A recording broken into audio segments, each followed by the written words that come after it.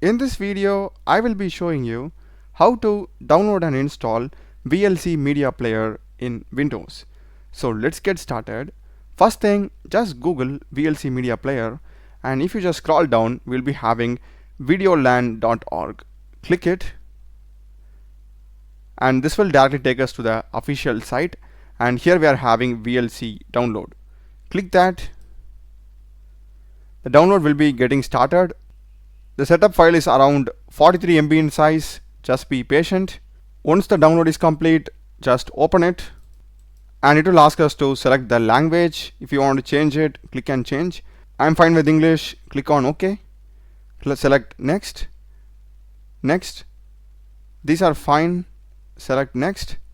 And this is going to be the default location where VLC will be installed.